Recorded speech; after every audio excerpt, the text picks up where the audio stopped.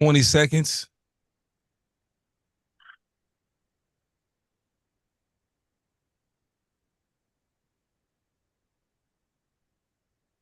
She said something? Did she say something? Mrs. Stell, can you talk? Go. Good evening. Good evening. This is Lady Estelle and the Street Soldier Crew, and we're here for another Sunday evening with you. Your host this evening is glad to see that we are still here. We are still healthy. We are still alive and free. Your host, Dr. Joseph E. Marshall Jr. Good evening, Lady E. Good Good evening, evening. soldiers. Good evening, everybody out there. We're trying to do what seemingly is the impossible. Stop the violence, to keep everyone alive and free. Another great show for you tonight in the midst of all kind of craziest shooting, all kind of stuff going on. But hey, we're gonna be here. We're gonna do our thing. We hope people listen and apply because we know this stuff works if you use it. Dr. Marshall, all things alive and free, street soldiers, Omega Boys Club, all of that stuff connected with all of that. Ready to rock. We're gonna talk about Oakland tonight, y'all. We're gonna talk about Oakland. We're gonna talk about Oakland. So all you folks that live in Oakland, The love town. concerned about Oakland. Jump on the phone. I'll tell you when to call. I'm gonna get the number in advance, 877-955-1061, 877-955-1061. Write that number down and be ready to call when I say to do so. Whew. All right, let's get going. Gotta say hello to the crew. You heard Lady E. Hello, Soul. What's up? Fillmore. What's up? And what's up? All right. Hey, I just gotta say, Mike sounded good on the airwaves. Film on Mike sounded good. Well, you know, this is this thing, so Thank you. He's good at it. You're supposed to sound. You're supposed to sound good. All right, there's not a lot. I mean, I want to get into the show very quickly, and it's funny because we just did this 2 week. We were off last week, and the week before we did this show on the Surgeon General declaring gun violence as a public health crisis.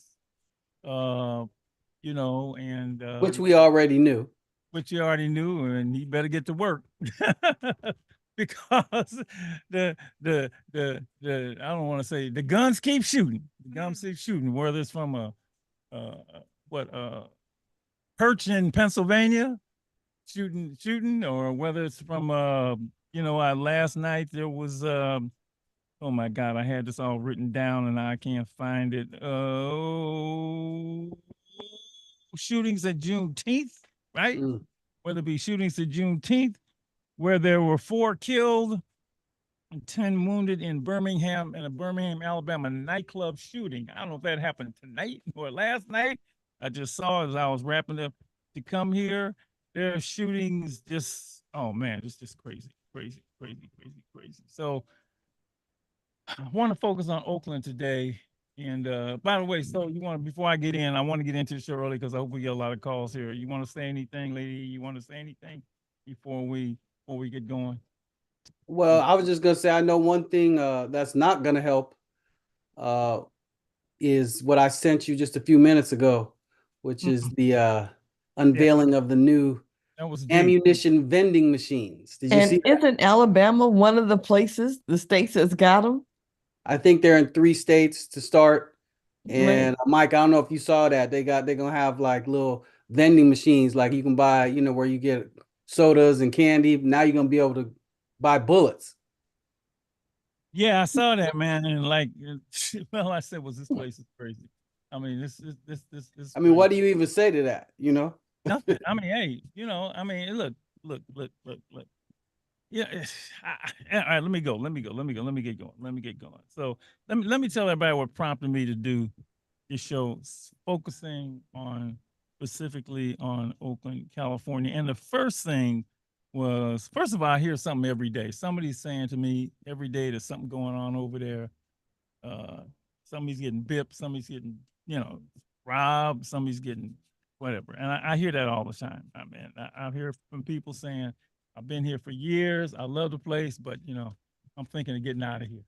Seriously, I think he got here. And these are folks that, you know, if I said something about the Raiders, they'd be ready to kill me, right? But they just almost like they've had enough. But what pushed me seriously to this point tonight was the shootings at the Juneteenth celebration in Oakland. Juneteenth, you know what that is. That's the day. That's Emancipation Day symbolically to a lot of folks.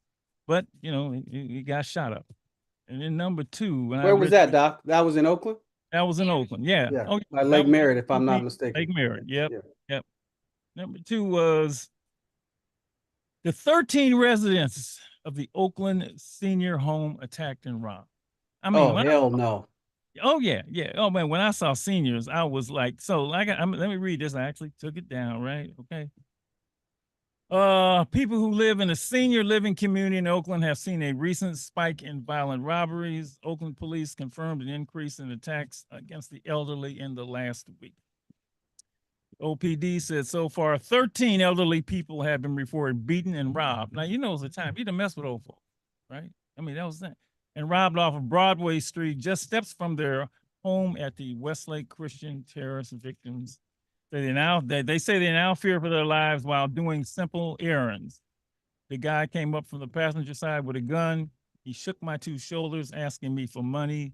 He said, "Give me all your money." I said, "I don't have any money, but I have a car that I picked food up from the food center," said a 72-year-old woman with Oh, hell no. auntie.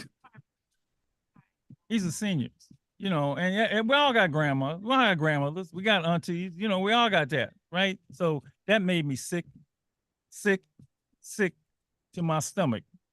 And then when I realized I couldn't get any, thought I couldn't get any sicker, I saw that video of the mob ransacking the convenience store on Hagenberger. You see that video? You see it? Did you see it? You didn't see it. Who saw the video? Am I the only one who saw the video? No. Lady E, did you see the video? I told you to watch it. Did you watch it? Okay. All right. And I'm gonna read, but the reading will not do justice to what I saw. Okay. Mob ransacks convenience store, trashing what they can't carry. Okay. Where does it start? And mind you, when it showed the video, the narrator, or it's the guy, was the owner of the store. So I'm gonna read his name. Oakland owner Sam Marsdale, or I can't pronounce his name. Mardaie. I don't want to say it wrong, so I'll just said a large mob of people spent about 30 to 40 minutes cleaning out his 76 gas station store at the corner of Hagenberger and Edgewater. He said 2 workers called 911, but he claimed police showed up 9 hours. You hear that? 9 hours later. Now they said why they showed up 9 hours, but still they showed up what? 9 hours later. Everything is destroyed. This is what I feed my family with. He said thieves came in waves. He estimates a total of 80 to 100 people. 80 to 100 people took part in the theft. Aside from the merchandise, he said they took his cash register and his ATM machine with roughly $22,000 inside his life savings. Right now, I can't do justice with the reading because I watched it. I'm watching this, and apparently it was a sideshow, right? And 4:30 in the morning after sideshow, they just busted this dude's door down, and just all of them went in. And the surveillance cameras are wide. I'm looking at these people in there for an hour just cleaning this man. Now, let me just add, folks, he doesn't have insurance because they won't insure him. Why not? I don't understand that part. Because of where he lived, where his store is. Saying he tried to get insured and he can't. Yes, he tried to get insured. And he can't get insured. No, that was it. The video was it. And I finally said, what the hell is going on? What is going on, people? You got to tell me what's going on. What can we do about it? That's the main question for the night. What is going on? I'm taking my time. What is going on? 877-951-1061. Well, the thing is, I understand that, but there's a lot of people calling. Oh, they calling already. Right. All right, that's what I want. I want to get a Stoke. So just tell me what's going on. And what I can we mean, do it's a lot about it. more incidents than that. Oh Really? yeah, there's a whole lot more. These are the ones that pushed me to this, right? And I hope people understand. I ain't mad.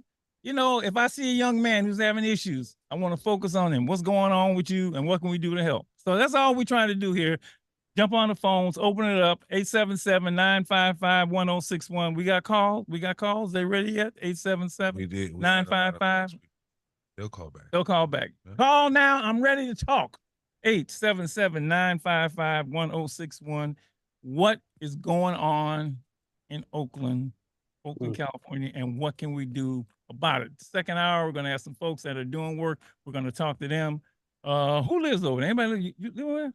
I stay in Oakland. What you start then? What, in your opinion, what's going on? In Oakland? Yes, I I'm mean, just I see focusing it on Oakland. all Bay Area, but it's just rampant, you know, craziness.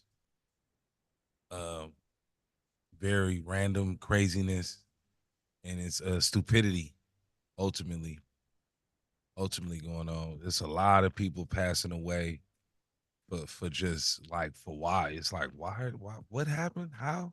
But we got a call. All right, let's start here. All right, you're on Street Soldiers. Just say your name and just tell me what do you think what's going on and what do you think we can do about it? Oakland, California. Go right ahead. My name is Kristen. I've been here all my life. I'm mid-center, High Street area. Yeah. It's sad that, you know, that I don't even know it's because of a lot of times I hear about, you know, a lot of people that come out here, they are not from here and they're making the city worse than what it really is. But then at the same time, you have, you know, individuals or politicians that are not, you know, being on top of their deadlines to help with that. Yeah. We didn't have the whole, you know, the governor then went and stepped in and he's doing more than what has ever been done in the city since she's been in office. Like I remember they said a while ago, I believe Stockton or something like that, that they had a sideshow or something out there, and that person, the representative for that city, he said every car that got towed, guess what? We're not giving your cars back. We're gonna smash them. Wow. I haven't heard nothing else about nothing going on out there in that city as far as sideshows and stuff. I mean, if there's like real, if there's real what's the word I'm looking for? Consequences. I think you're looking for the consequences behind what's really going on out here, then maybe something will be done. If you know, robbing and stealing and whatnot, and you go and you get caught and you go to jail and you get right back out, what is that going to do to them? They're going to get right back out and do the same thing. I had a girlfriend. Yeah. Her car was stolen. She had an Acura. It was stolen. She got her car back the following night, and guess what they did? Since her key fob didn't work, they came back and stole the car again. It's like, how are you people even getting the devices to steal? How does this make you feel? Let me ask you, as somebody, I'm sure you love the city. How does it make you feel? Are you worried about going out? I mean, just every day. I've been in Oakland all my life. I don't go nowhere in Oakland. I go to work, I go to school, I take care of my kid, I go home. That's it, and that's all. It's going downtown or trying to celebrate, you know, someone that maybe had passed away, anything like that. You're risking your life. Wow. Thank you, honey. Keep listening. We're gonna try and figure our way out of this if we can. I really appreciate your call. All right. God bless. 877-955-1061. Next caller, go right ahead. What is going on in Oakland? What's your name? You there? You there? Yeah, I'm here. Okay, go right ahead. Oh, right on, man. I've been to Oakland. I'm a personal trainer. And the bottom line is they got to put more police on the streets and have DAs that actually enforce the laws. It's just ridiculous. There's no accountability, and anyone who commits a crime, they know there's going to be zero consequence, Doc Marshall. So your thought is, You know what I'm saying? yeah. No, I mean, I'm asking folks' opinions. We got to hear something. We got to get it better, right? We got to get it better. Do you? No, but everyone is just completely demoralized because the police they're not enforcing anything. Yeah. Like you said, 9 hours to get to a damn convenience store, Doc. I mean, come on. Yeah. It's like they don't even care anymore because they know, and trust me, I ball with a lot of brothers that work for the Oakland Police Department and Berkeley Police Department. They don't want to be that next fool on camera. They don't want to do that. Yeah. Thanks, Mike. Thanks for your call, man. Thank you. We'll get as many as we can. Appreciate it.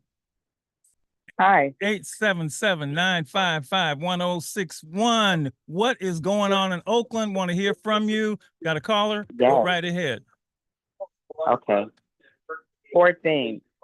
Turn down your radio. Sorry. 'Cause- yeah, Okay. yeah. What's going on? 4 things. Unification. There's no one to look up to, meaning leadership, Mm, trust. And you got to remember that the parents are kicking it with their children. wow. And there's no graduates anymore. There are few, but not many. You know, I remember It's we not- did. Go ahead. I'm sorry. You keep. It's keep okay. talking. It's not that law enforcement is going to cure this. It's our own people. Mm, It has to cure from within the household before you walk out. See, when I grew up, we would have dinner at a certain time. I couldn't go outside after a certain time. And I was in Oakland. I was around the most treacherous men ever. And it still didn't go like this. It all starts from home. Home. yeah, I And remember when we did this show, Where Are the Parents? And we heard that a lot. You know, really. Where The are the parents should go to jail for these kids, if you ask me. Why? When they're not in school, the parents should have to pay for that because they should be in school. You should always know where your child is at. Do you live in Oakland? I do. Are you concerned? And I I love mean, it. what is I'm it like? Yeah. I'm always concerned, Yeah. especially when I go into certain areas. Right. Thank But you. I'm not sticking around for the fun. Got it. Thank you. Thank you so much. All right. I'm writing all this stuff down. Hopefully we can come up with some ideas about what to do. Next caller. Hi, you're on Street Soldiers with Dr. Marshall and Lady Estelle. Hello? Hi. Hello, can you hear me? It's John. I got you, John. What's up? What's your thoughts? What's going on in Oakland and what can we do in your opinion? I no longer live in Oakland, but I still work in Oakland. I work in the nonprofit sector. I know one of your guests, George, who shared to jump on tonight to talk about the discussion and Yeah, George is going to there's so many come on. Yeah. solutions that we I'm sorry. Go Okay, right hear you. ahead. Go right ahead. My bad. Yeah, there are definitely so many solutions that can be addressed, but I don't think it is over policing. I don't think it's penalizing or these punitive things that we first come to mind with. We need to reach kids at their core. More youth programs. I remember growing up, going to the Boys and Girls Club, shooting pool, playing baseball outside, doing those type of things. Those were the things that kept me engaged. There were so many different outlets that I could go to, more people in the community that looked like me that were actually providing resources that Yeah. were needed for a young Black man that was growing up in a Yeah. single mother home. So, yeah, just addressing more resources for Black young youth definitely is going to be the main solution to this problem. I gotta ask you, man, what happened to all of that? I mean, if it was there, what happened? And you got any thoughts about what happened? I definitely know what happened. The funding sources. It starts at the top.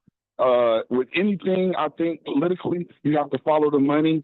The money got shifted from these programs that were punitive, that were incarcerating young men, that were giving them no future to go back to in their community, instead of investing in Boys and Girls Clubs and investing in girls youth programs and boy youth programs that would stimulate their minds and give them a better outlook at Oakland. Oakland is not a horrible place to grow up in. I grew up there myself. I love Oakland dearly, and I want the community to thrive, but we have to build it ourselves, and we have to go back to the things that worked for us in our generation. I'm 40 plus, and that's how I got to see 40 plus is being guided by men in the community. Fab, I know you had him on the other week. Sure I did. grew up close to him. Yeah. He's a mentor that guides and leads. So keep investing in those people, George, folks like that.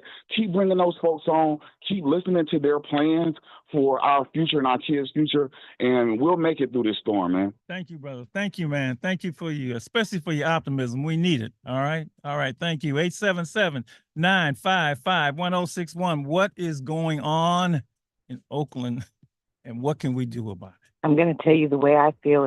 Everybody might not agree with it, Mhm. but I've been robbed 2 times when I was in Oakland. I had my car stolen. I had my windows broken out of my car so they can get some stuff out of my car that wasn't worth anything. So there's a lot of crime and a lot of people that are poor and that they have needs to be met. And I believe the things that we can do to help them. I work 3 jobs to make ends meet. And in order for me to survive and make ends meet, I have to work 3 jobs to pay all my bills. And I can't stay up all night the way I'm doing because it's hazardous to my health. But to make a long story short, I believe that reparations is important for the African American community. I think the people that are running for presidency and all this stuff, I haven't heard none of them talk or speak of this. After all the property and the things that they have taken from us, they need to replace it. You know what I mean? The government recently took my mother's house that my mother died, and they recently took my mother's house because they could do that. And I had an attorney. I had 2 attorneys working on my case. So I'm sorry to place blame on anybody, but they've been taking away from us. They've been making us work like dogs. I paid $10,000 last year for taxes that I shouldn't have had to. And I know people with money don't have to pay those taxes. I don't know why I have to pay so much, and I can barely survive working these 3 jobs. You know, luckily I was able to pay for my taxes, but for the past 3 years, I've been 9,000, 7,000, 10,000. You know, that's just too much money. If we make money, they want to take our money. And that's the problem that we have. That's the problem with Oakland. They take advantage of those that are poor and that are minorities. They work us to death, and they don't let us even keep or save any money. They want to spend it all at the end of the year on taxes. I'm asking folks' opinions. You certainly gave me yours. I'm really sorry you have to go through all this, especially losing. Yeah, our deepest condolences. Yeah. On the loss of your mother. Thank you for your call. 877-955-1061. What is going on in Oakland? Want to hear from you. Oh my God. This is some start. People got some Hey, Doc. yeah. Who was that? Somebody on the phone, or is that go right ahead? Yeah, this is Kevin, 30-year resident in Oakland, Crocker Highlands area over off of Lake Shore. Yep. And crime over here has gotten nuts. Oh, wow. Wow. So yeah, we were at Juneteenth. We were overwhelmed with the mob running away from the fireworks, the shootings. And, you know, not to disagree completely with the previous caller, but I would say it really starts with sending people to jail. Yeah. It really does. You know, I mean, I think that's why we're trying to recall Pamela Price. I think, you know, the number of recidivism rate of people using firearms and walking out of jail the same day is ridiculous. And I think if you get arrested with a gun, welcome to adulthood. You're charged as an adult, no matter what your age is. I have heard that from a whole lot of folks. There are no consequences. I have heard that over and over again. Last year, I had 2 shootings in my front yard. I had 2 people arrested with firearms. One of them discharged and hit the street. Another one discharged out of his car when he was driving away. Both of them were arrested within minutes. Neither of them went to jail. I don't know what to say. I don't know what to say. I really don't. It's crazy. I don't know what to say. Yeah. Yeah, and you know, I think it seems a little weird, but I think one of the big problems we have is in the state of California, we have one party. And that means you don't have the checks and balances of two parties pointing the fingers at each other. And I think we need that. You know, when you look at programs like Macro, where, you know, the city of Oakland spent $6 million and we're supposed to be first responders in mental crisis, and they responded to 6 calls, $1 million a call. It was a total grifting operation. And I think a lot of these programs that we have in place that we're saying, you know, are going to do good for so many people, they're really just grifters, and nothing comes out of them. I appreciate your thoughts, man. I really do. I want to hear from as many people as I can, the situation over there and what can be done about it. Appreciate your call. I really do. 877-955-1061. Who's next? What's going on in Oakland and what can we do about it? Go right ahead. So I am an Oakland native, born and raised, and I just feel like there's a lot of different layers going on that affect Oakland. I just moved out of Oakland recently, probably within the last 2 years. And being from Oakland, be a community activist, you know, I worked at a lot of nonprofits, so I got to be hands-on with the community. Yeah. I saw a lot of different things happen. One is economics. Maybe about 14 years ago, we started to see the downslide of the communities. One of those things being gentrification. These areas started to be flooded with people who could actually afford to buy the houses. We saw the boom in Silicon Valley, which then pushed people into San Francisco, which then San Francisco raised their prices, and then it pushed people over into Oakland, and so on and so forth. So that's one thing. Then we have these people, I believe I heard one caller say, some of these people aren't even from here, which would be correct. Some of these people come from other places. They bring their mindset and the way that they grew up with them, and quite naturally that conflicts with the natives who are already there in Oakland. Which then brings us to the next dynamic of politics, right? I heard one caller say something about jail was the solution, and unfortunately, I disagree with that. Just for the simple fact is, jail is not going to solve the problem. I heard the caller before that say something about resources and mentors and things like that. Of course, that's only one layer. So we have economics, we have inflation and recession, we have the lack of jobs, we have, unfortunately, culture, which also bleeds into people's subconscious behavior, you know, that bleeds into the communities. You know, there are a lot of things that have to change, and it's not just one dynamic. They all have to work together in order to make bigger change. Well, it seems like for sure you need vision and, you know, of what you want things to look like. And then you got to put people in place that want that to happen. Certainly, I mean, right now it's a mess. I think we all, you know, we all agree with that. It's a mess. Folks are afraid to go outside. You know, when I saw the senior citizens thing, I just, you know, I got a grandmother, right? We all got grandmothers, right? We all with sick. So I love your ideas. I'm just hoping, you know, that folks really want to do something, but you got to be, you know, you got to have vision and you got to be courageous and want to turn things around. I know the businesses are leaving. That is, when you talk about economics, that hurts like crazy. Thank you for your call. Thank you for your call. 877-955-1061. What's going on in Oakland? What can we do about it? Who's calling?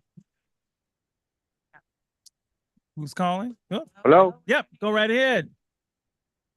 We have the lack of jobs.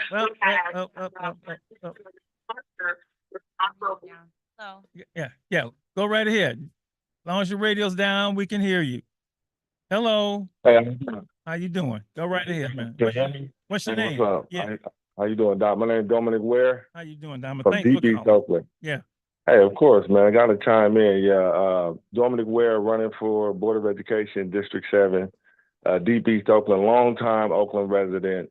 Right on, brother. 6 generations, Brookfield Village, man. And we really out here making some strides to change, man. And just wanted to add to the conversation, man. A lot of people having some real points, some personal points.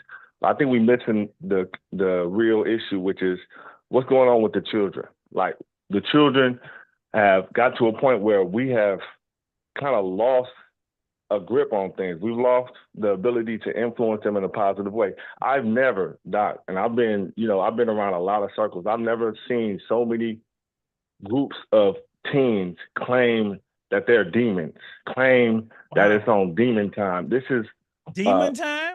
Really? Demon time. It is a popular mindset because, we've been talking about this in our campaign, because the work we've been doing at Brookfield Elementary School when they were trying to shut down public schools to kind of, and politics plays a part. But I know in the community, a lot of us feel like we have no way to fight against what's been already coming down the pipe. So we've been looking to address, getting into the school systems and changing the dynamic and changing the conversations, Doc, because we have a situation in our city where the parents are overworked and are not informed, and then the children are being misled by media and other people that are not generally interested in their well-being and the success of their minds and their environment. So what we're choosing to do is to get out there in the community and connect with the youth on the ground level. I mean, we talking about getting them to understand that your community is something that you have to protect. We're starting community-owned gardens, okay? People always want to drive by and talk about what is the city doing for us? What are we willing to do in our free time? And are we ready to put our petty differences to the side and work to get together as parents, as teachers, as leaders and start to reshape our environment so that children can start to see that positive leadership, because they don't see that nowhere. They don't even hear it nowhere. At least back in the day, on media and TV, we had some type of outlook. We had some type of positive look, whether it's the TV shows, positive influences culturally. Cultural, even rap was very cultural driven pride. Yeah. Right now, everything is negative, from the food to the music to the TV. They don't have no other influences. And by the time they get home with the parents, we all tired and stressed out. We don't have nothing to pour into them. Let me ask you, man, I got to do only because there's a million people like you come, but what help me to this demon thing, man? Yes, exactly. Tell us more about that. I mean, I saw they own this demon. They own this demon time because it's really, we got to look back at the revolutionary spirit of the youth, right? So they come into a society where they see things are wrong. Generally, how I came up was that I seen something was wrong, but I had positive influences like Martin Luther King, Malcolm X, and yes, Jesus the Christ I was looking to so I can make a change. Now they see things as wrong, and now they have Little Baby, Young Yachty. They have all these other influences that's telling them to destroy your environment and pretty much destroy yourself. There's nothing here for you. That's what they're getting. So they're clinging to that type of energy because they feel like that's their only way out and their only way to change things. We've lost rites of passage. We've lost them in public education. That's why through this campaign, Doc, we pushing to change public education. We're going to need folks like you in there, man. So don't jump on in, man. We need people who have vision and want things to change, I can't vote, but I like your spirit, man. And so thank you for calling, man. Thank you for calling. And thank you for being on the ground floor. Appreciate it. All right. Woo, Dominic. 877-955-1061. Oakland, what is going on? What do you think we can do about it? Go right ahead. Yo, my name's Truck, man. I'm a product of Oakland, born and raised in Oakland. Yes, sir. Appreciate and doing work with our youth. Yes, sir. Say it again. I'm sorry. No, I said appreciate you calling. Thank you. Oh, okay. I just see, man, I believe where we have to start, right, is one, stop pointing the finger at everybody and figure out how to help us to all become accountable. From those who are responsible for policy, those who are responsible for policing, and then those who are supposed to be in the city doing the work to help these incidents from happening. Myself, I just closed my business down, turned it into a youth center in West Oakland. I had a barbershop for 27 years. And I shut it down and dedicated it to kids to be able to create a space for them to have an opportunity to learn some fresh and new stuff, right? Yeah. Intervention is a big deal in our city. There's a lot of funding for it, but prevention has to be. I can't fix policy. I can't deal with police, but I know I can help in my lane. And my lane is prevention. And our children need people to step in before they're in trouble. It's too often we're catching them after they're in trouble. Yeah. But we need to be able to get a hold to our youth before they're in trouble. And if we can start there, right? Like, I'm not blaming parents when parents do need to be more accountable. But the truth of the matter is stuff is happening in our city to where parents need the support as well, Yeah. right? So we can point fingers forever, but at some point in time, we all have to get active. And in order to really be able to see what the problem is or diagnose it, we have to get out there with the people. We can't fix this from emails. We can't fix this from bulletins and staff meetings. We actually have to get out there with the people. I'm gonna ask you Over the something, bro. pandemic, Let me ask you something, only because we got a bunch of. How is the spirit, man? Because once the spirit is broken, you know, that drives a lot. I mean, when you get this spirited, I mean, from what you see, you know, you can't talk about everybody else. That's what you see in the work you do. How's the spirit of the people? I believe, Mr. Morgan, it will be what you put out. Okay. And in my city, I get a great response from people. Okay. I'm hopeful for my city. Okay. I deal with a lot of kids. 10 and under is where I'm at, but I have a group of kids that is from 11 to 15 that I support.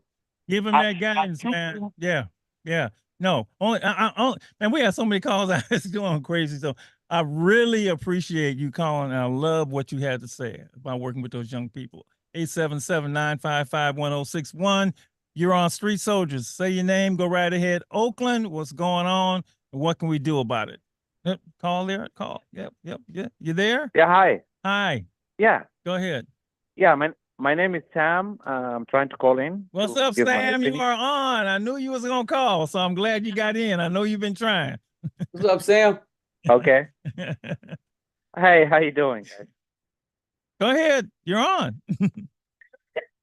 Oh, okay. I just want to say that, I know much of Alive and Free, as well as the success of the students based on accountability. And right now, in Oakland, there is a lack of accountability, and the police and the resources necessary to enforce accountability.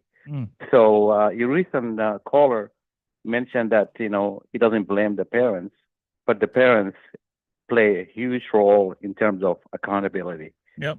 And knowing where their kids are.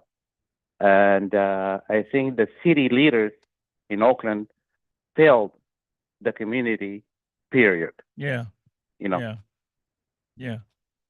Yeah. So, and you live over there, right? Yeah, I live in Oakland, and that's also make a huge impact on real estate in Oakland and the quality of life, for just people to go out and just enjoy a nice day, Thanks, Sam. Period. Thank you, man. Thank you. Thank you so much. You said you were going to call, and you did. You're on. What's going on in Oakland? And what can we do about it? Oof. Who's up? What's your name? You are on. And turn your radio down, because when your radio's on, we can't hear you. Hello? Hello, you are on. Go right ahead. Okay, can I start speaking? Yes, you may. Please do. Well, Oakland, California. I'm Chima. I called a couple years ago. What I can say about the cities of Oakland, I didn't live here for 20 years. I moved back. It's a long story. Our problem with Oakland is the fact that it's a socioeconomic problem, it's an education problem, it's how people raise their children. It's everything combined. Okay. There's too much homelessness. Yeah. I live in Little Saigon, and I see people living in cars and RVs and vans and burnt out cars and near Lake Laney College, near Lake Merritt, like almost everywhere I go, homelessness. Yeah. There's too much crime because there's too much poverty. There's too much poverty because of redlining, the impact of redlining, and the impact of Jim Crow laws, and those are the black people and other minorities that came from Louisiana or Texas or Arkansas, places like that, to escape racism and poverty. and then they came to a place, Oakland, which was redlined, and the schools are underfunded. Are you there? Yeah, you see, I'm not disagreeing with anything you say. My thought is it wasn't always like this, and I'm trying to figure out how this sharp, it seems to me, this sharp downturn came. It just wasn't like this, right? You know, This is what happened. It started in the late 60s because in the late 60s was the end of the civil rights movement and the end of there was more black on black crime, which I don't like using that term because it perpetuates racism. Because those things happened because jobs were leaving the inner cities, and then there was the end of the civil rights movement, and then there was broken families and the impact of welfare. The welfare policies messed up the community, and then starting around 19. Yeah, okay. Neighborhoods. Let me just, we got to take some more calls. I got to go. And I understand the historical perspective. It seemed that stuff I'm talking about happened like in the last 10, 15 years. I mean, just stark. I mean, all these businesses just, I mean. Well, it's gentrification. So like, it's crazy because we got to call it, but it's crazy because just seeing it, being from San Francisco and then moving to Oakland. Yeah. I seen the gentrification in San Francisco. Yep. And then I started to see it in Oakland. Yeah. It was it's just facts of life. But that's one of the factors I think that did lead to it. We probably got about six more minutes. All right, y'all get in. 877-955-1061. 877-955-1061. Your take on what is going on in Oakland and what we can do to solve it. We got a call? All right, it's coming in. Let's go. We're on. Oh, you're on. Who's calling? Go right ahead. Mike. Okay, Mike, thank you for calling. Your take on things. Yeah. Okay, you got to talk.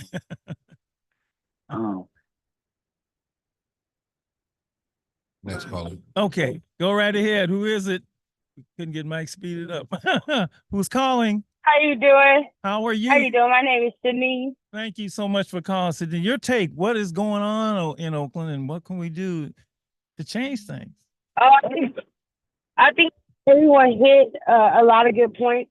It's definitely a multifaceted approach that needs to happen. But what I'm concerned with definitely is the children in our minds. They are disproportionately locking up Black and brown people left and right. They have taken their minds within the school system. So my approach, I'm going to be becoming an elementary school teacher. Oh, great. To try to help combat that. Wonderful. There's so many different avenues that, we do need to get together and bear arms with. Yeah. But we first have to take our minds back and the minds of our children back. Thank you for being a teacher. I love teachers. I was a teacher. Lady E was a teacher. I wouldn't be doing this. I think it's the second greatest profession in the world. Being a parent is number one. Thank you. Hope they're gonna love it. Thank you. And they're gonna love you. All right. 877-955-1061. We got a call? We don't have a call. It's my turn to talk. All right. You can still get in. Oh, here comes a call. I know folks want to talk about what's going on in Oakland. What can we do to change things? Go right ahead. Who's calling? Hello? Hello? You are on. Go right ahead. Hello? Yes, you're live. Speak. Turn your radio down and speak. All right. How you guys doing? We're fine. Do you have anything to say about what's going on in Oakland, or you? Okay, turn your radio down and go ahead and speak. What's your name? Turn your radio down. Oh, when they're in their car, they're listening to them. Okay. If you can, when you call, especially if you're in your car, turn your radio down and speak to us directly. Okay, you are on. Go right ahead. How you doing? Can you hear me? Yes, I can hear you. Thank you. Go right ahead. Hey, Dr. Marshall, this is Thomas in Santa Cruz. I want to say hi to you. What's up, Hi to Thomas? Malcolm and Miss Steph. Oh, my brother. Yeah, man. Lady E is listening too. Thank you so much. Most definitely. Of course. I just tuned in about 15 minutes ago. I don't know if anybody brought this up yet, but in regards to the sharp turn that's happened in the past 10 years, there's two things that I'm aware of. One thing I'm for sure aware of. Mm-hmm. And this goes back since Mayor Gene Kwan was in office, Mm. and then Libby Schaaf, and now whoever's in office. I can't keep track anymore. But I think there's intent behind Proposition 47 at the time. It was to decrease the populations or privatizations of prisoners in the state of California. Mm. And when that passed, that was the policy, the state law that made it a misdemeanor to not be criminally charged for anything less than the possession of a value of $950. I remember that, and I seen people running in and out of stores all the time. And it's still happening too. It's become normalized. But the Yeah. problem was at the time, the intent was different. The intent was not to make it a misdemeanor, so it could be normalized for everybody to just shoplift and run in and out the stores. It was to decrease the populations of prisons. I don't know if that was accomplished or not, but now we're dealing with the ramifications of what's going on. Yeah. That's one factor Yeah. I think of that's an influence on how things are or how things are today in Oakland. The second factor, as far as I understand, and I didn't know this at the time, I was in high school, but apparently opioids, benzos, Ambien, all these prescription drugs were handed out prescription-wise by doctors like it was just candy. Wow. And sometime back in 2013, 2014 was when they passed also a state law to where they made it more difficult. And now you got somebody brought it up on the phone earlier of all these trailers and RVs in the streets of Oakland. Yes. And as far as I understand, those are the people who were on those prescription drugs, became Wow. dependent on those prescription drugs, and don't have any other substitute or outlets to fulfill that void or that addiction, if you will. And that's something that we still got to figure out. It's, I think, a long way to come from whatever solution we're trying to achieve. But Thomas, you those are threw the you threw two things in there that hadn't been brought up. I really appreciate that, man. I really appreciate it. And we love you. Lady E, you hear Thomas? Up, you hear Thomas? Tell him what's up. Hey man, hey, I want to see you at the barbecue in 3 weeks, okay? I'm gonna get your flyer, Thomas. Love you, man. All right. Wow, what a first hour. What a first hour. We're gonna Got continue. a hot show tonight, Doc.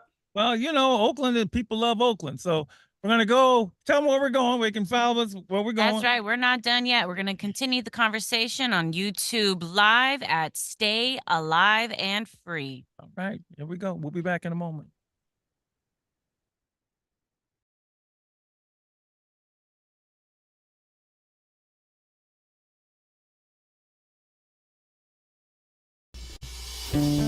Tell me what you see when you look at me. Do you see another brother lost in these streets looking for his soul? Trying to find my soul. Or do you see another brother searching for lost souls in these streets? A street soldier. Street soldier. Here to help you get that chip off your shoulder, warm your colder days and sober your drunken ways, and find a way to help you get over these hurdles placed in our path. And this is not meant to amuse you. This is for all those who have questions but are afraid to ask. I won't be afraid. I won't be afraid. No. When times get hard, you lose your way. Open your mind and hear what I say. This is a message for the hard and the soft. To those who tune in weekly and to those who keep an eye out for 8 p.m. on Sundays and turn their radios off. The truth hurts. The cloth has been pulled. We're walking around half dead. Use this show as your IV. Alive and Free is a new movement. We've achieved self-destruction. A street soldier promotes self-improvement. Streets couldn't be no colder, so I gotta be a soldier. It shouldn't be this hard for me. Even when it seems so hopeless, I gotta keep my focus. I'm glad to be alive and free, yeah. Streets couldn't be no colder, so I gotta be a soldier. It shouldn't be this hard for me. Even when it seems so hopeless, I gotta keep my focus. I'm glad to be alive and free, yeah.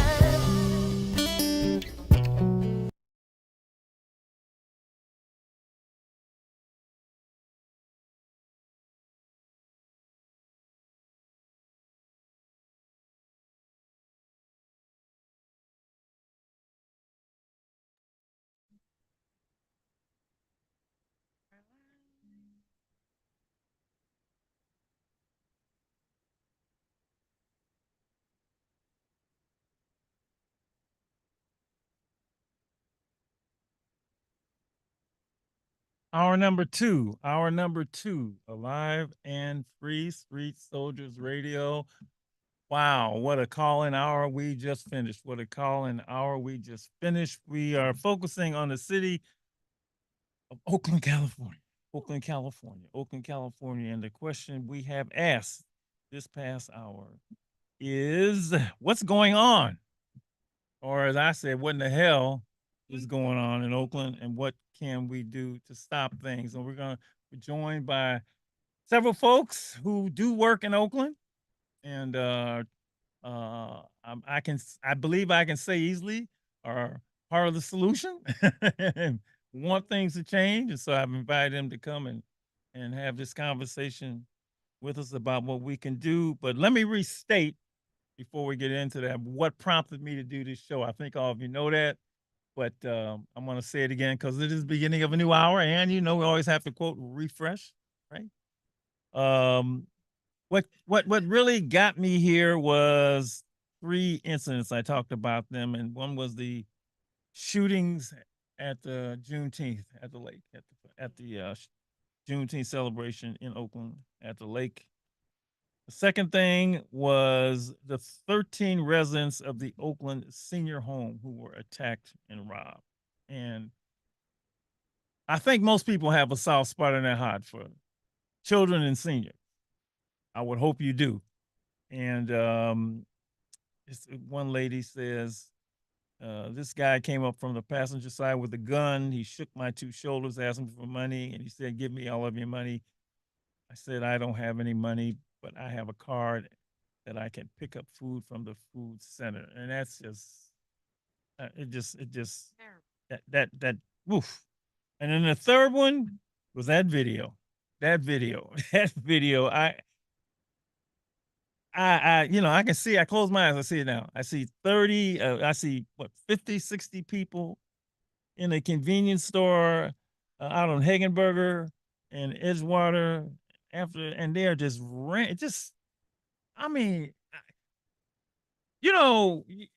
could hire extras in a movie and they might do not good a job, but they were doing. They were cleaning that place out. The cops did not come for 9 hours. Apparently they had a reason for it. But the owner said they took everything. Everything is destroyed. This is what I feed my family. They took his cash register. It had $22,000 in it. They took his ATM machine, or I guess the ATM machine had the $22,000 inside. And after all that is, he doesn't have insurance because they won't insure him based on where the store is. So my heart went out to him, and I said, enough is enough. And I've been hearing something every day about people saying, I can't park over there. If I park, I got to see, So you put that on top of everything else that's been going on with the city. I said, let's talk about it. I really appreciate the callers come in. I wrote a lot of their notes down. I don't know if any of you had a chance to listen to that first hour. I hope you did and heard the not only I heard the frustration, maybe even the angst of all the people, but also what I heard was some good. We can turn this around. The spirit I heard, I was really, really pleased with that. So I'm turning to you to see if we can come up with to capitalize on that to further. What are you doing first of all? You said you got programs, and how are things looking? So I'm going to throw some stuff out as we go, but let's everybody introduce themselves first. Selena, you were there and you disappeared. All I see is your pretty picture. So come on back so I can see see you. So turn your what's that? Not her camera's on. Turn the audio on. Introduce yourself. Say who you work for, what you do, and we'll go around and introduce everybody. Sounds good. Hi, everybody. My name is Selena Wilson. I am the CEO of the East Oakland Youth Development Center. You can't hear me? You can hear. I can't hear. It doesn't do any good if I can't hear. Yeah, I can hear you on our end. Okay, Selena, I can hear you now. Go right ahead. Start again. Okay, so hi, everybody. My name is Selena Wilson. I serve as the CEO of the East Oakland Youth Development Center, and I'm also an alumni. of the East Oakland Youth Development Center. So really excited to be in conversation to talk about the community that I love. Thank you. Thank you. Doctor, see, you didn't put the doctor there, Joseph, but I know you're a doctor, so I'm giving you work hard for that. And see, you paid that money. So I'm sorry, knowing Dr. Joseph Griffin in from Live. Introduce yourself. Yeah, thank you, Dr. Marshall. Good evening, everyone. I'm Joe Griffin. I'm the Executive Director of Youth Alive here in Oakland, California. We are a public health violence prevention organization. Thank you. John, I know you are also with Youth Alive. Introduce yourself. Yes, sir. Thank you for having me on, having us on. My name is John Torres. I'm Associate Director with Youth Alive, and I get to support our intervention and our prevention programs. Michael, thank you for joining us, and introduce yourself and tell your organization and your role there. Hello, everyone. My name is Michael Muscadine, co-founder and supervisor manager of our violence interrupters and community healing team here in East Oakland. Okay, and Vamsey, who was a late pinch hit, designate one hitter. That's how they do it in baseball, right? For George, who couldn't be here, introduce yourself. That's right. Good evening, everyone. Vamsi Palagumi, Managing Director of Courage. I'm also the chair of the Alameda County Juvenile Justice and Delinquency Prevention Commission, which is an oversight body of the juvenile justice system. Also an attorney as well as practice in the criminal justice field. Great to be here. You got a lot of degrees. We can't mess with him. He's lawyers. You can't mess with lawyers. Courage stands for what? I know you got to let's say the whole name because that's the shortened version of it. Say what Courage stands for. The Communities United for Restorative Youth Justice. Okay. So I'm going to start with the same question that I asked everybody. What is going on? Just what is going on? Just each of you, look. How can I say this? There's no judgment here. Dr. Moore's not a judgment guy. But, you know, we when young people, just tell me what you think is going on. You know, there's no judgment. But you all, I'd love for the city. What is going on? Let's start with you, Joe, Dr. Joe. Both of us can't be Dr. Joe. So no, you just call me Joe. Just call I'm a visitor here. From what do you think? Just your thoughts about what's going on. Yeah, and I think one, listening to the first hour, I think one of the things you hear is that we're a knowledgeable community, right? There's a lot of understanding that there's not a single problem. Because if there was a single problem, I think then we could all just rally around that. I think too, one of the things that we know is that once you think you know what's going on, you might be behind the curve. So the question that we're wrestling with tonight is a question that we wrestle with every day, is what's going on. If I would add though to some of what I heard in the first hour is that, so bigger context is that we had some of the lowest rates of homicide 2018, 2019 in Oakland, right? Then we saw homicides go up like we saw in many cities that have issues with violence across the country. So we can't ignore that the impact that the pandemic had on us because we had higher rates of violence. We had a pandemic, but what was the other consequences of the pandemic is that it exacerbated inequities, right? The schools were closed. Those social services that were already a challenge for our communities were even harder to access. Many of our programs, which operate on building trust in person and meaningful relationships with adults to provide support, we had to quickly find different ways to do our work in ways that we weren't used to. So a lot of our young people in our community were cut off. The social connections were fractured. Now, the thing, though, that we're struggling with now is in a lot of cities, we saw the violence start to turn down already. And in Oakland, we've plateaued, right? We see a little turn down right now, but if we even look just next door to Richmond, where they had the lowest rate of homicide on record last year, places like Baltimore, where we saw homicide and violent crime turning down, that's the challenge right now for us is why in Oakland? Have we not seen that same sort of turn down? It looked like we were starting to go there, but we're starting to see it tick up again now in the summer. So that's kind of, it's not a fully satisfying answer. But no, I want to hear from everybody. I want to hear yes, the answer you have. Yeah, I think that's just kind of what was coming to mind for me. So yeah. John, your thoughts? What's going on? I'd echo a lot of. I think we've had many conversations Joe and I internally with our staff, and trying to try to put our pulse on it, right? So I would echo a lot of what already Joe said. What I would add is also just how would I put it? There was a scarcity, a fear, as things happened. That was, after or during the pandemic, we were dealing with George Floyd, all that, those issues going on. We see as a country, right, that we're oftentimes very violent ourselves, right? Just had a shooting of, what's his name yesterday. We are dealing with the Palestine issues where there's all this other type of violence that's also out there. And I heard a caller earlier talk about consequences or what's there or what's not. There's things that just are taking place. And I think that just gives a vibe across the country in some ways that maybe some people don't matter or we're not cared for or what. And so that adds to the dysfunction. That adds to, well, if no one cares about me, well, what the heck am I going to do, right? And so I think, again, there's some macro level stuff, and it ain't a pointing of a finger. It's, I think, identifying some other realities as well that do play into it. And again, the more that people see this in the news and in other places, that part's registering. So that would be something I'd add. Thank you. Bamsey? Yeah, I just echo everyone's sentiments so far. From my perspective, I think we take a step back. Since the early 2010s, we've had some pretty major justice legislative reforms, right? We had Prop 47, Prop 56, and so that helped us have some really historic lows, also some targeted investments and violence prevention efforts. And then exactly like Dr. Joe mentioned, we had the pandemic, which kind of threw everything out the window. Young people were disconnected from schools, trying to just survive and figure that out.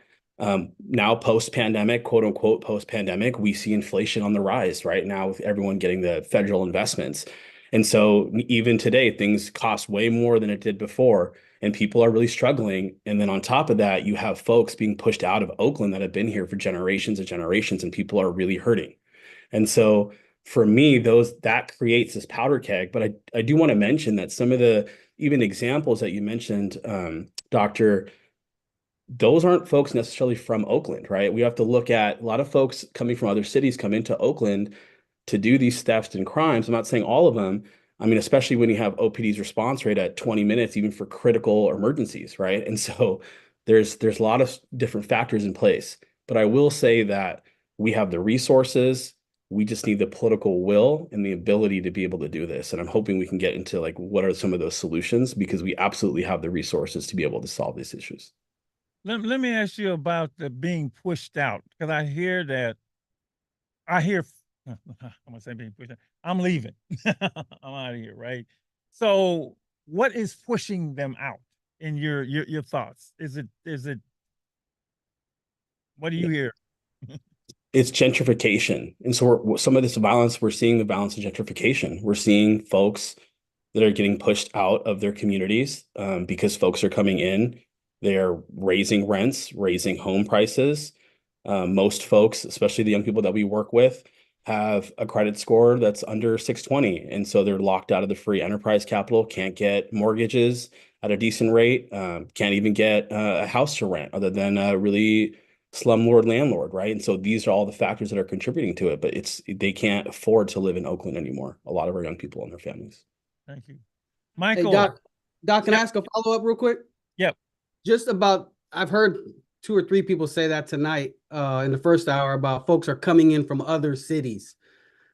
Like where? I'm just curious. Is in the Bay, as far as Sacramento, Stockton, I'm just wondering what you think about that or what you've heard. And why are they coming into Oakland? Yeah, I mean, Mike can probably talk a little bit more clearly about that, but what I will say is a lot of folks come from all over the Bay, Antioch and different places. I mean, listen, it's cool to kick it in Oakland for a lot of folks who are not from Oakland, who want to be down with Oakland and want to be down with town business, right? And so we see a lot of those things, and a lot of these things that I see on the news or I'm seeing this video clips here, to me, that doesn't represent Oakland. So when I always see that, I'm always like, oh, are you really from Oakland? That's my first take on that. So thank you. Oh, So, Selena, I'm gonna come to you, but let me go to Michael first, okay, and get him, and then you can add your thoughts in when we get to you. So, Michael, your thoughts on what's going on? I see a lot, man. Like all the above what the gentleman just said. You know, being a fifth generation Oaklander, I seen it all. Right, I seen the good, the bad, that the positive of Oakland, of my community, my town, my city, my Black and brown folks.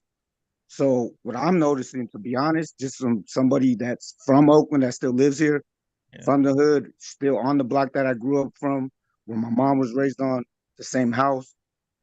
I see the media portraying a lot of this, right?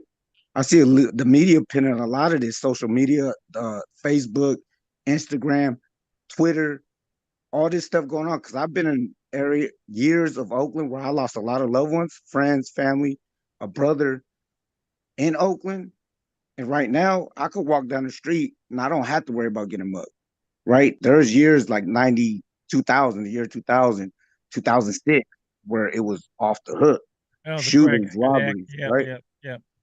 So those years, I was like, damn, this was Oakland, man. There's no violence prevention programs. There's no programs for myself as a young Chicano native man out here in Oakland. So while I'm seeing a lot of positive in Oakland, though, a lot of positive. And I'm like, why is the media never portraying this? Town nights, block parties, youngsters from the hood, formerly incarcerated, directly young people working in their communities at the park, people that just came home, cleaning up the wall, cleaning up graffiti. No media, no cameras are portraying that. Nothing. But when somebody gets shot, all the news cameras are there. When we got 20, 30 youngsters out there, Black and brown young men and girls, nobody's recording that. Nobody's uplifting that. Nobody wants to come out to that. So I say what I'm seeing, just from somebody that's been here my whole life and that's gonna start a family here, it's the media. And right now, I feel safe in Oakland. You know what I'm saying? Like all this stuff right here, I feel safe. I feel safe in my community. I love my community. I'm not gonna run from the problem. I'm gonna be part of the solution. Be part of the solution to be here for the long run and for the generations after me. So that's what I kind of see, and just to kind of from my lens. Got it. We know that positive doesn't sell. We know that. They ain't gonna. Look, I got a whole. All right, Miss Wilson, your take on what's going on, and any other thoughts you want to put in there. Yeah, I echo Michael's sentiments a lot. I think the comments that everyone else offered are correct, but the way that folks' memory has been shortened is startling to me. Having grown up in Oakland through the 1980s and 90s and early 2000s, it is much safer in the hood than it was when I was growing up. Much safer. And if you look at the concentration of where violence prevention programming has been placed, crime is down in those areas. It is up in the areas where violence prevention services have not historically been offered. And I think the difference now, if we're being dramatically honest about it, is that it's affluent people that are being affected. When it was the folks in the hood like me who were being affected, it was considered to be kind of business as usual. Well, of course, it's expected. It's expected that there are shootings in the hood. It's expected that there's robberies in the hood. But when it happens on Piedmont Avenue, when it happens in the hills, when it happens where affluent folks live, then it's like, oh my goodness, clutch your pearls, it's out of control. And if you look at the kind of crimes that most people are complaining about, they're actually property crimes. People are more worried about property than people. If we're being very, very honest, the number one thing I hear folks complain about is bipping. And don't get me wrong, it's terrible. It's terrible. But if you look at the nature of the crimes that are up, most of them have some sort of economic motivation. We're looking at trafficking, economic motivation. We're looking at car theft, economic motivation. We're looking at burglary, economic motivation. We're looking at theft, economic motivation. That doesn't make it right. But if we were just to logically look at the climate and what's going on, it's a Robin Hood effect. And even the extent to which we have folks coming from outside, a lot of those folks are either originally from Oakland or other areas that have been gentrified. and there's a resentment.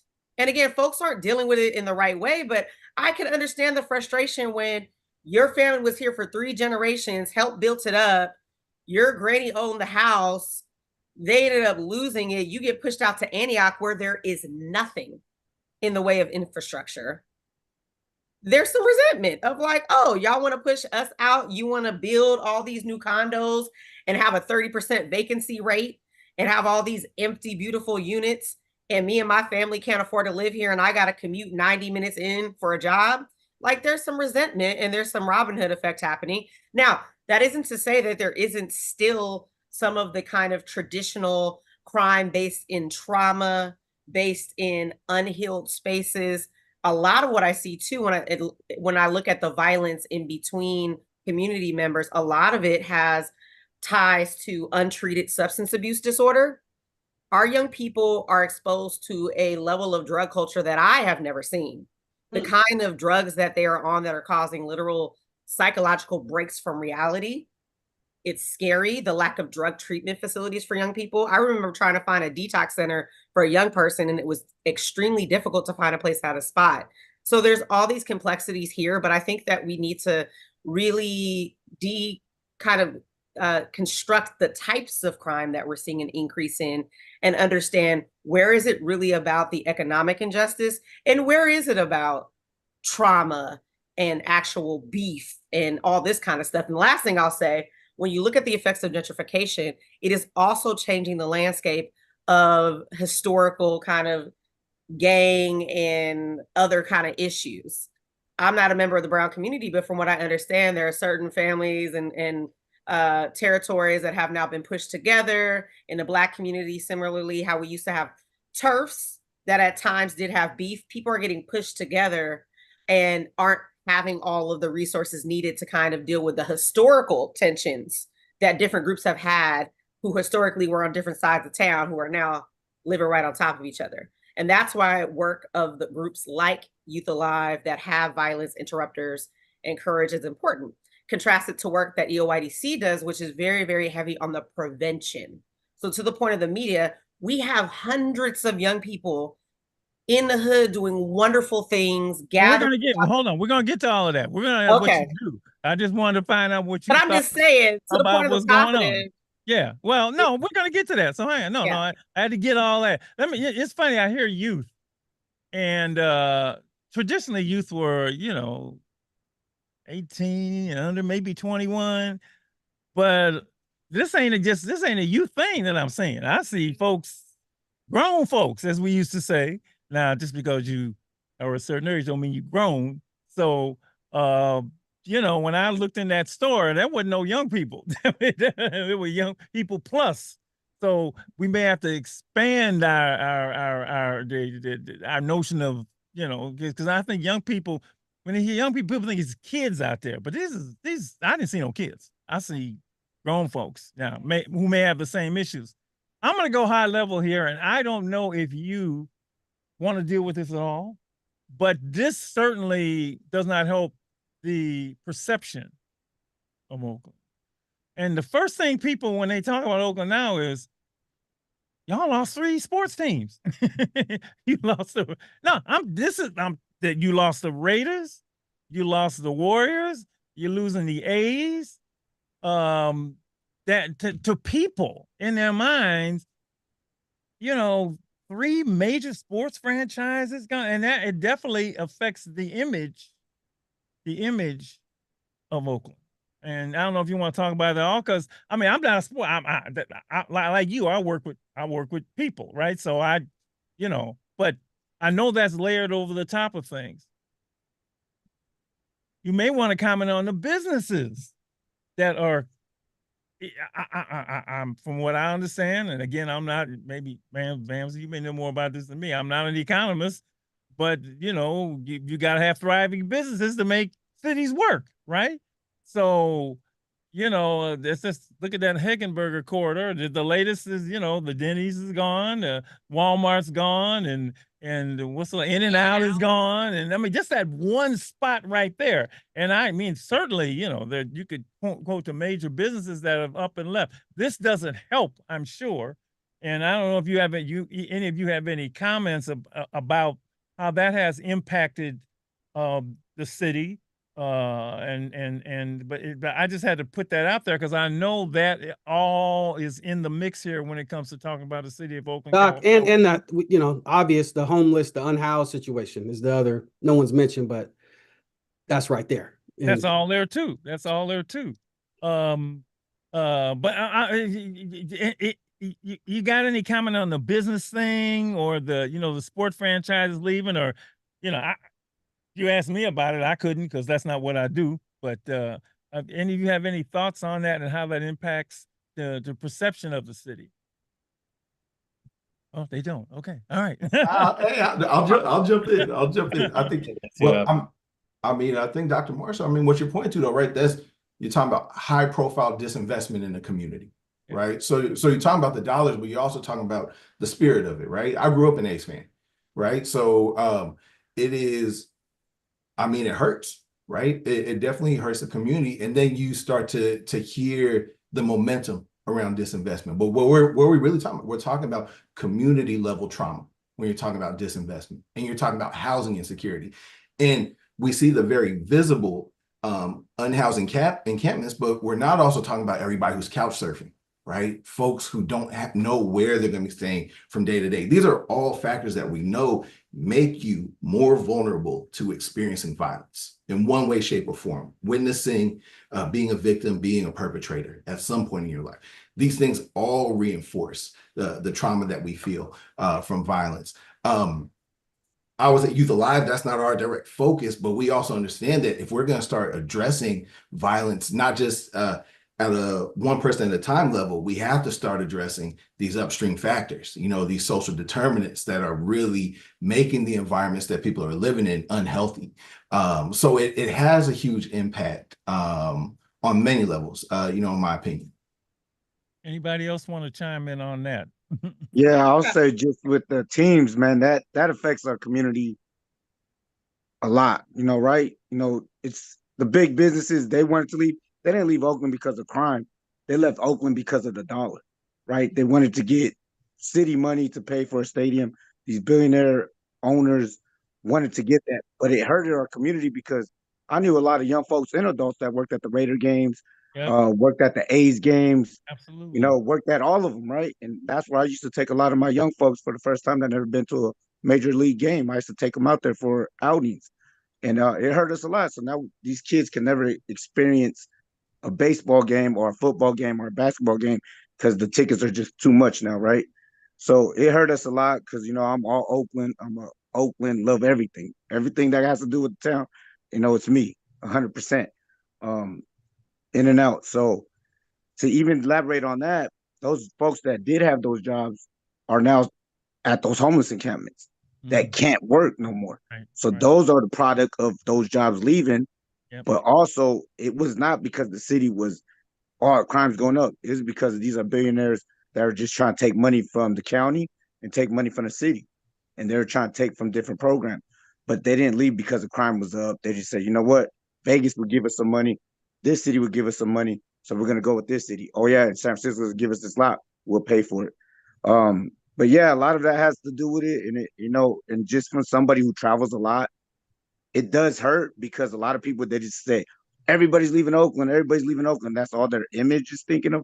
Crime, Oakland, everybody's leaving. I said, no, Oakland got hella beautiful hikes. Oakland got Lake Merritt. Oakland got a downtown scene that's popping.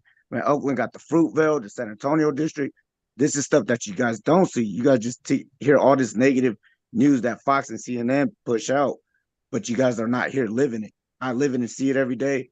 Multicultural foods. I could walk down the block, have Asian neighbor, Chinese, Vietnamese, African American, Guatemalan, Salvadorian, white neighbor, and man, I would rather be nowhere else besides Oakland. Talking about food, man, I'm coming over there. Just a guy, I eat. You gotta come through the Fruitvale, man. I'll take you on the food tour. Especially my son. My son is worse than me. You talking about food, he will be right there with you. You gotta slide with me, man. Anybody else has thought about the businesses and the sports teams and its impact? In a former life, I actually used to be a management consultant and I worked with Fortune 200 companies. And the thing about large corporations is, as again, Michael was alluding to, a lot of these decisions come down to who is going to be willing to play the incentive game that they want. And if you look at Walmart, for example, Walmart, That was a big one. It was a big one, but also they are one of the biggest purveyors of wage theft.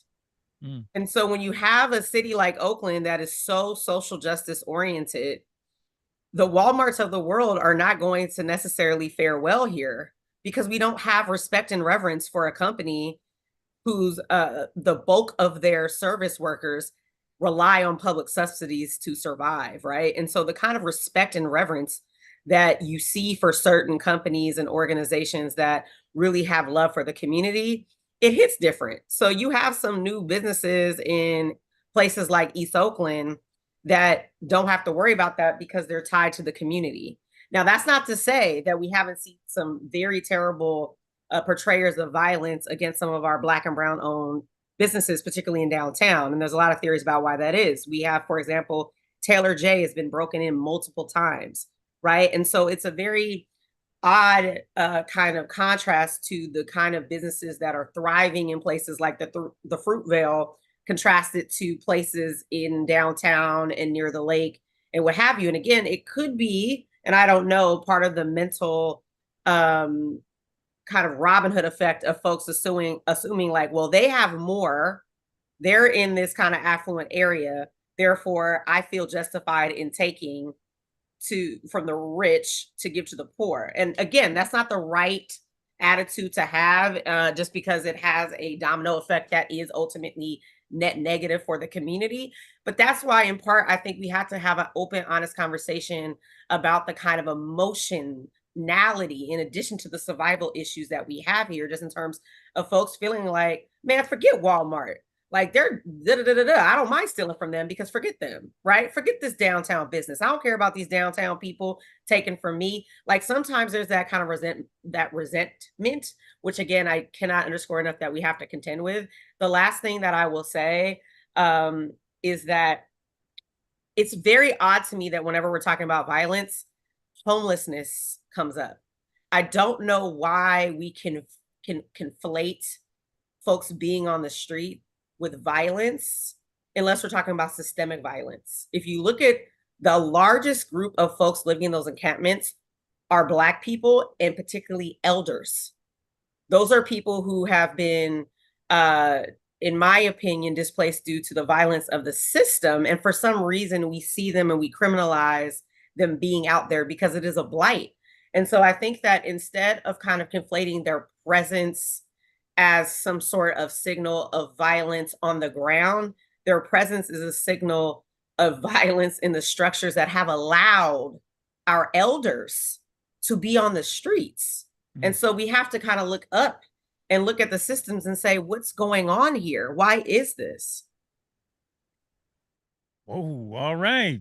Ramsey, you wanted to chime in. Yeah, especially about this issue in Walmart and In-N-Out leaving Hagenberger. So I mentioned Prop 47, which is shown to make, dramatic reductions in recidivism. It lowered, 6 felonies, nonviolent felonies into misdemeanors. We have a decade of research now that have shown that it to work, save the state about $1 billion, lower our prison and jail populations, lower the racial disparities in those places as well. And it's not surprising that Walmart, Target, and In-N-Out are the 3 largest backers of Proposition 36, which is basically going to undo all of those things. It's going to make mandatory sentences. It is going to drastically broaden the range of theft crimes to the fact that, even if I return a rental car late, that could be now subject to jail time, right? There's a lot of these things for me is very connected, and it's not surprising. And with Walmart, they are the #1 business in America. They have the most revenue, and they can't pay their people a living wage, and they literally have to get subsidies. Exactly what Selena said, and they get incentivized to use those subsidies at Walmart. But here's what I'll say though also. Let's imagine for a fact, forget everything I just said, let's imagine they're really leaving because they're so worried about all this crime and this theft. Well, Oakland Police Department's budget is $370 million this year. If OPD wanted to do something about it, they could. That is plenty of resources to really do that. So we have to also ask that question: where are they spending their time? How are they spending their time? And why are they spending their time like that? All right. Well, I'm going to go a place that I'm going to ask you how you feel about it. It's not you. It's not you. It's not you. This is Dr. Marshall. Okay. Everybody watching, they're not saying, I'm not saying this. How do you feel? How do the people feel when there's all this stuff going on that we've been talking about that drove this, us to have the show in the first place? And I want to say this because this is just not happening there, but it's happening in, if I start naming names, which I know, people, when you see the people who are your leaders, your public leaders, run into the legal problems, and I'm being nice when I say legal problems, letting you down. As far as I'm concerned, see, to me, that's always been a position of trust. And how does it make you feel? How does it make you feel when you see that? Because I know how it makes me feel when I see people who are in positions of power and trust be accused of being crooks like everybody else. How does that make you feel? How does that make you feel as folks who love your, who are doing your best to do the right thing? And this ain't me saying this, so if you don't want to say anything, you want nobody coming at you, sideways, I would be like hella pissed off. And you just gotta say how you feel. Selena raised her hand, so she can say how she feels. I mean, again, when we look at the investigation that is currently happening as it relates to our city government, it is again about money, right? And so, come again? It's always about money. It's always about money, right? And so I think, again, this is kind of like the emerging theme is that when we see crime, when we see corruption, when we see drastic decisions made by corporations and teams and all of that, a lot of it comes down to money. Now, what I will say, to be very fair, is that, and I know this sounds like a political answer, but I really believe it. I think that the scope of the investigation it's super broad, right? Having looked into all of the players involved, and I do find it interesting that there's a hyper focus just on one elected official, when in reality, there's many, many, many elected officials that are under investigation. And for example, the mayor, from what I understand, the parts of the investigation they're looking at are actually from her term as a city council member, not as mayor. But also the previous mayor, Mayor Libby Schaaf, is also under investigation for the time period that she was mayor, right? And again, I don't even think it's safe to say they are under investigation, but they're a part of this investigation into this broader corruption thing. So I think what I feel right now is skepticism. To be honest, I don't know what to trust or believe, in the sense that there is so much kind of being put out there. And then when you actually look into the layers, there's a lot not being shared. So I don't know how to feel about it, but I do know that I feel just in general, and I have felt for a very, very, very long time, that the way that money is able to dictate so much of our politics is one of the biggest downfalls of democracy. Like when we try to make campaign finance reform happen in Oakland, they just found ways around it through PACs. And so for me, I want to address the bigger root. Systemically, how do we really truly get to real meaningful campaign finance reform? And then there won't be room for any of this. To me, a lot of it is systemic. The system is broken. And when you have such a broken system, it's going to invite corruption. And those who are willing to play the game are going to be the ones that tend to rise to the top, right? So it's very, very tricky. And again, I don't see the word I use disheartening, and that's a light word. It's very disheartening at large, but again, it's just so hard to know what is fact, what is not fact. But the one thing that is fact is that campaign finance reform, true campaign finance reform, is a must if we want true democracy in locally and nationally. And I know the current thing is there, but I guess I'm looking at good leadership, period. And the one thing you should have is, whether you have your own organization, right, or you run a city or a country, you got to have good leadership. Vamsy, you wanted to jump in there. Oh Lord, everybody wants to say something about this. I mean, I'll be brief, you know, because haven't really been following the mayor's issues at all. But I will say that, you know, what we can see with DA Price, when we saw what happened in San Francisco with Cheso Boudin, like the day these folks get into office, we have folks outside of Oakland, the right-wing forces, who are starting to recall, who are starting to try to push their political agenda on the people of Oakland. And we're seeing huge money being backed by this and pushing in trying to get them out. And so to me, that is extremely, extremely concerning. I mean, look what's happening in San Francisco right now. Under DA Jenkins, crime has actually gone up, and she's very conservative. And I do not want that to happen into the city of Oakland, because I do not believe it's a reflection of our people's values. Okay. Dr. J, your thoughts? I'm gonna let JT go first, just in case we got the same point. I don't want to steal his thunder. So John, I'll let you go first. All right. John, you gotta unmute. All right, there it is. I couldn't find it for a second. I agree. There's skepticism. I don't know what to believe at times. Obviously, media pumps up so much things, and you know, we've seen many a times people they'd rather get some news out, even though it's fake, if it's whatever, just to stir up the energy, right? So at this point, there is skepticism, and I feel it needs to play out. In a situation, for example, with Trump, where he was convicted, I think that played out, and I know there's other things going on. But, you know, we've seen, or I've seen at least, I won't speak for everybody, many of these criticisms, you know, of how can a Khan, you know, now still be going for, you know, presidency, and yet, you know, other people that have records can't even vote, and all kinds of different things, right? So there's a lot of that energy going on that's very, you know, conflicting.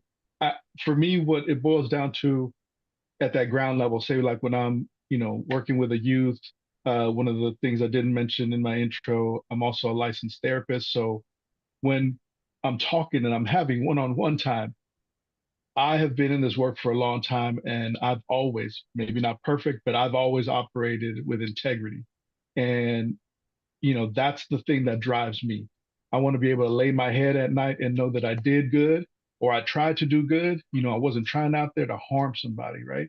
And so when you talked about, Dr. Marshall, about leadership, that's where I feel like leadership, that's where some of that strength of leadership, other characteristics as well.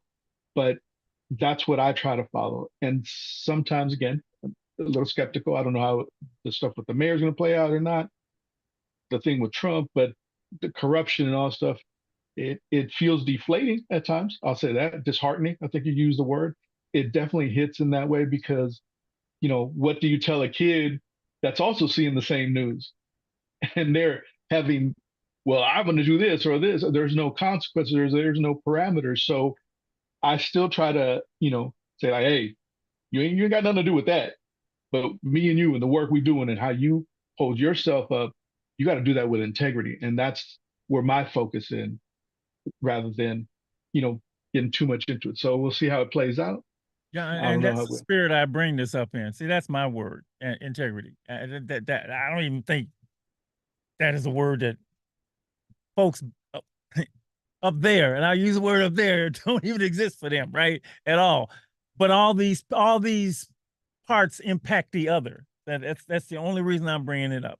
I mean, we're all supposed to be working on the same team, pulling toward the same goal. And there are times you feel like, you know, I always say, I've said this a lot, life isn't political. Life is supposed to be about, you know, and people have heard me say this.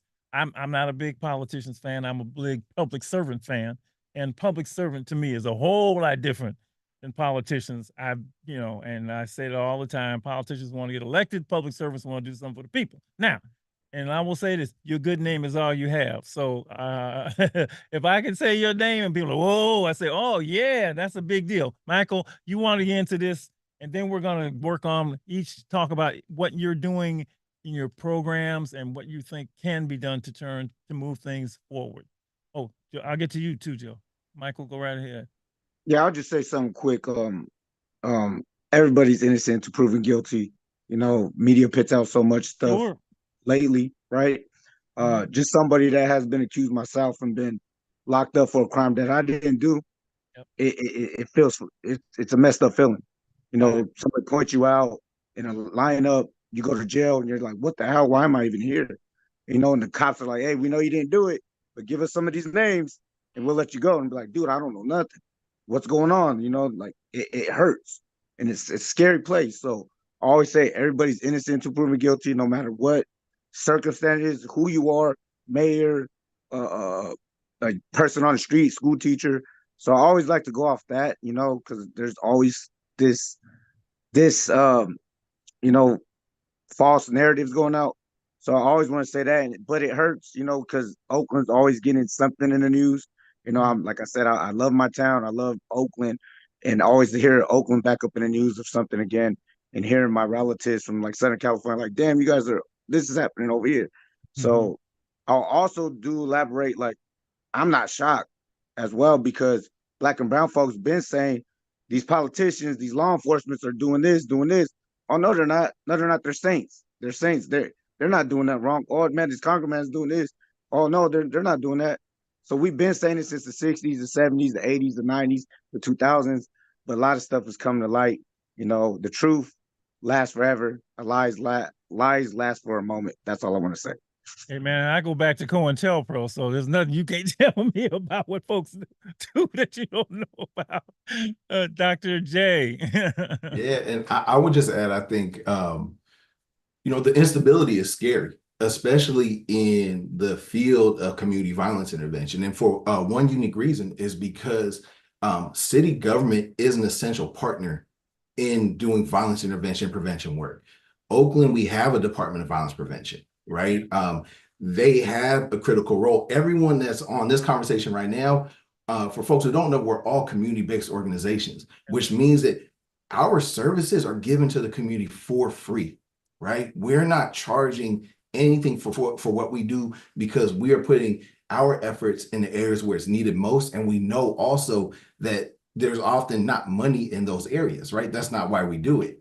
But in order to keep doing this work, we need to have a stable local institutional partner that can really hold it down and anchor it.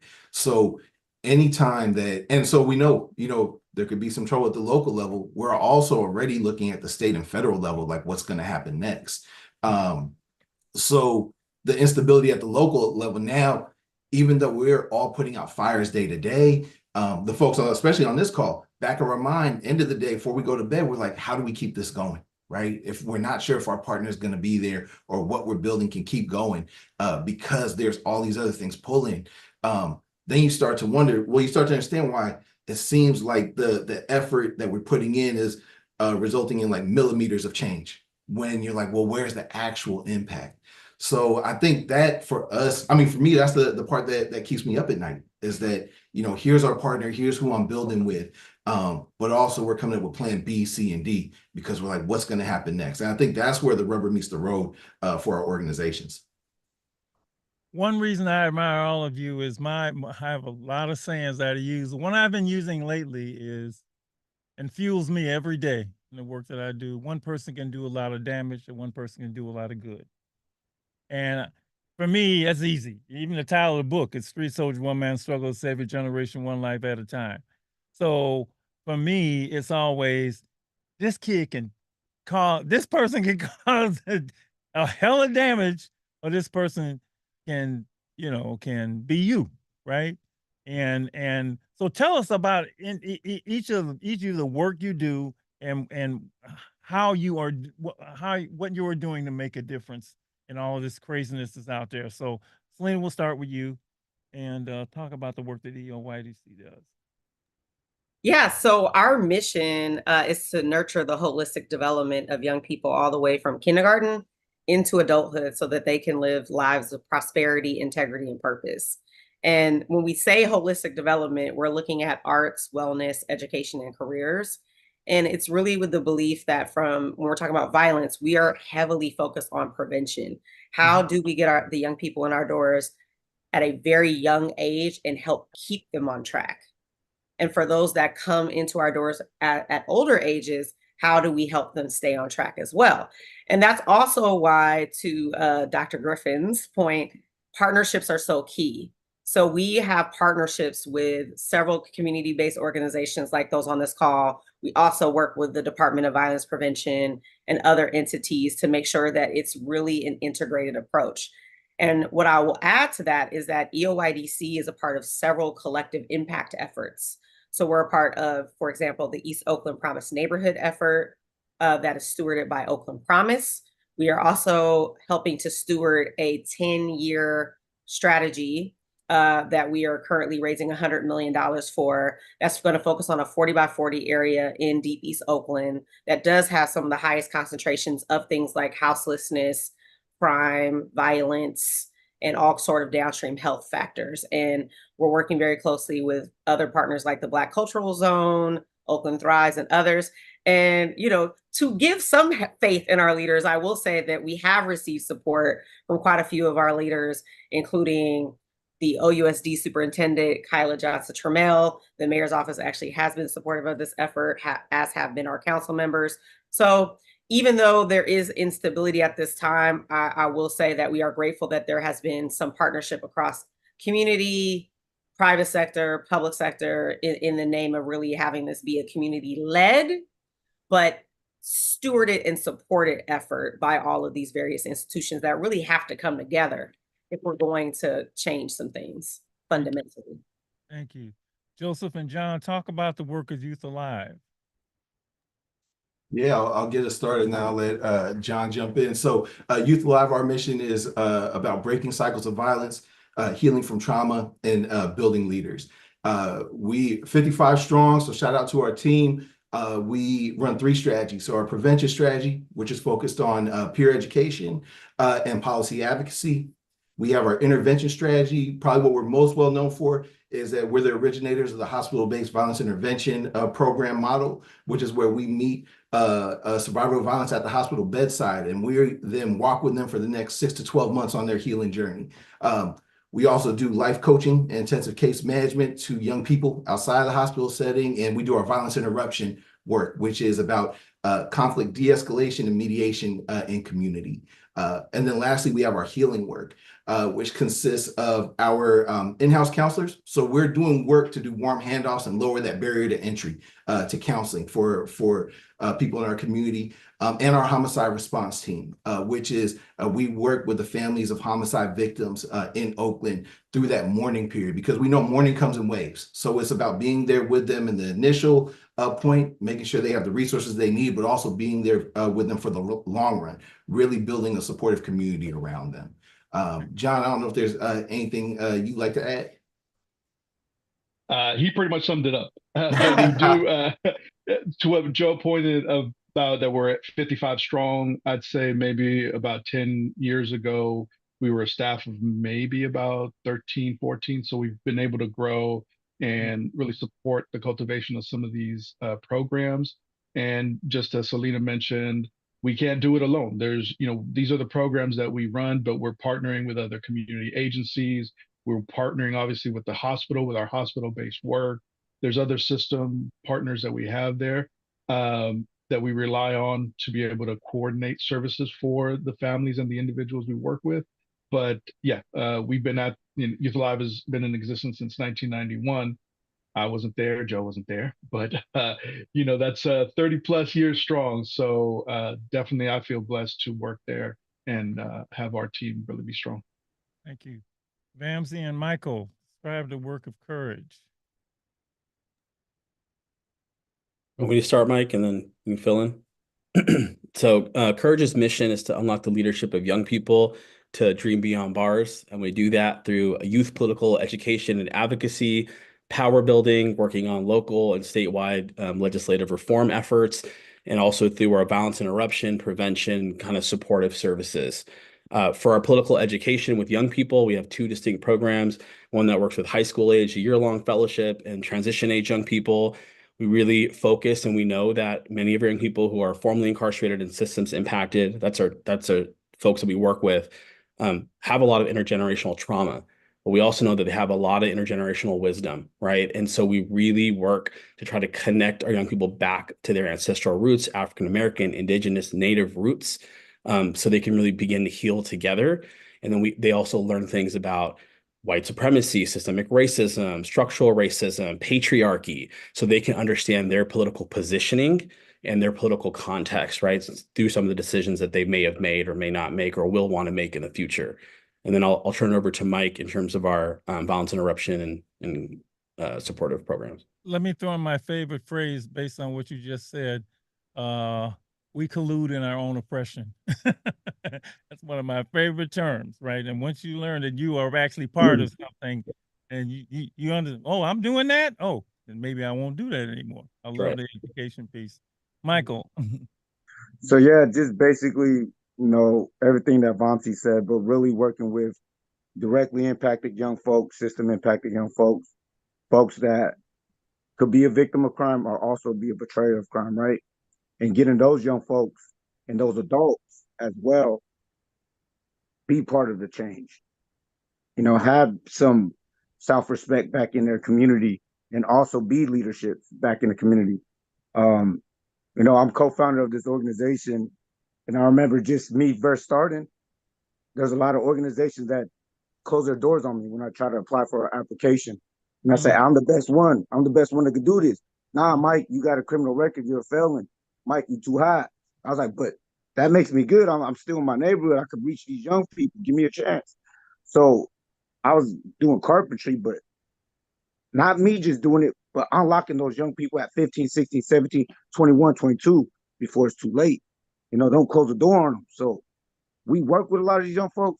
We build trust and relationships. After they get our services, I'm still helping them. They got a report to do. Mikey, hey man, can you help me up? And the term Chicano, what does that mean? And I got a report to do. Hey Mikey, can you help me out with this? Some community service hours.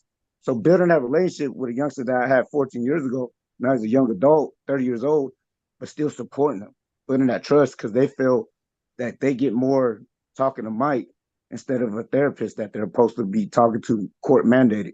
They be like, Mike, you know what? I'd rather talk to you than my therapist because you know what I'm going through. You walk the same streets I walk through. So Courage does a lot of that. And I said, man, it's not a 9 to 5, man. This is something you got to put your mind, soul, heart, and blood into. You know I'm what I'm sure saying? all of you have, like my phone, a million phone numbers in here. Young people be calling you all the time. You're right. It is not 9 to 5. Yeah, so it's a lot of love, and it's a lot of love for the community, and it's a lot of just getting the spark of the change, man. Spark of the change, and starting with our folks. Before I go to Lady E, who's been listening very well, this whole thing started with obviously just problems that are issues, huge. If you could give people a place to start, and I'm not even to say our elected officials because I don't know. Anyway, you guys figure. Well, what would you say? What would you say? What would you say to them? Just one thing to each of them. What would you say, Joe Griffin? What would you say? If I could give people a place to start, I would say reach out to one of the folks that resonated with you the most tonight, and then figure out how you want to be involved. But figure out for yourself, what do you have to offer? Is it time? Is it expertise? Is it money? Think about what it is you have to offer and be in conversation with us. Sometimes there's the feeling that I'm not seeing what I want right now, so I have to create it myself. Well, you might actually find the right partners out there in Oakland, because each of us could have brought one person with us from another organization that we love, that we know someone who's real, who could have been on this call as well. So it might not be us that you reach out to, who you end up working with, but we could get you involved. Because I don't think people understand just really how much passion, love, and hope there is for the city. Otherwise, we wouldn't be waking up tomorrow to do this, and we probably wouldn't be here tonight talking about it. So reach out to us. You know, you don't have to figure out yourself. There's a whole community out here trying to figure it out. John? I'd build on that. I'd say, and I know this all started because of the paper and the advisory that the Surgeon General put out there. And hopefully that actually opened a door of being able to talk about this, the tiers, everything that's involved, because there is no one solution. And so what I would throw out there is to people, if just like Joe said, to reach out to one of us, but do a little self-reflection. And where are you going to get involved, right? Is it on a show like this? What's going to be your follow-up? You know, don't just let it be a one-day thing. That you brought up great questions. I heard a lot of passion in the people that called in earlier, and we would love to see, you know, that passion show up where it also is going to make a difference at City Hall meetings, when we're advocating, when we're up against cuts, when, you know, the city, you know, all kinds of stuff, you know, that we're faced and have to fight in addition to the day-to-day work that takes place. So again, a self-reflection, what is your commitment? Could be individually with a program or just being in the know. Just like, again, this show definitely did after that paper was released. Ramsey? Yeah, I just want to echo everything that I just heard, but yeah, first thing I would say is vote no on Proposition 36. I mean, it is, if you really care about criminal justice and safety for our community, absolutely. But really the broader point, though, is get informed, really ask questions, understand where the money is going to, really, you know, trust, but also verify for yourselves, really understand these issues and the forces behind it. Thank you. Michael? Yeah, I'll just say, man, just get out there, not just to the officials, but to the community folks, right? A lot of folks are on social media commenting and wants to look at the negative, but just get outside. What can you do for your community? How you can support other nonprofits, even just coming out to some of our garden days, right? Meet one of the life coaches, the violence interrupters, communicate, you know, like the old school, you know, very like I was brought up, like I think I'm an old soul in a young body, where I grew up in a community where anybody Hey, brother, could let me tell you something. Old Anybody school's the could whoop best. my ass. Old school is the best school, period. That's it. End of discussion. I think a lot of my folks gave me that love, where a lot of our community members, I could walk down the street and anybody could give me a plate of food. Anybody could give me a plate of food. Anybody could go tell my grandpa if I was messing up. So, you know, let's get out and meet each other. And that's to the elected officials, and that's to all of our communities, right? Let's build community from the ground up. Elena? Yeah, so you know, it's said that a child that doesn't feel the warmth of the village will burn it down to feel its warmth. Well, let me write that down. Okay, So, I got that one.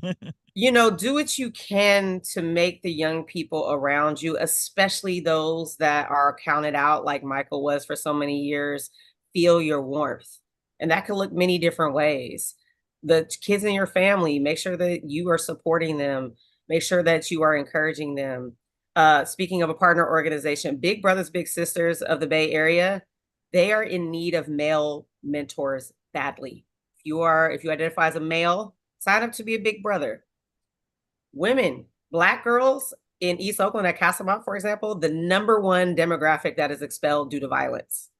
Black women sign up to be big sisters, right? So we need mentors. We need warmth towards our young people. I will also put in a plug for Measure Z. Please vote to support Measure Z in Oakland, which provides funding to support both violence prevention and intervention, including the express focus of reducing 911 call times. So please look into Measure Z and please support Measure Z. Lady E, you have been listening to, and I love people on the ground. Oh, I love you so much. You notice I didn't have a politician or a police officer on here because I wanted the folks to do the work, you know?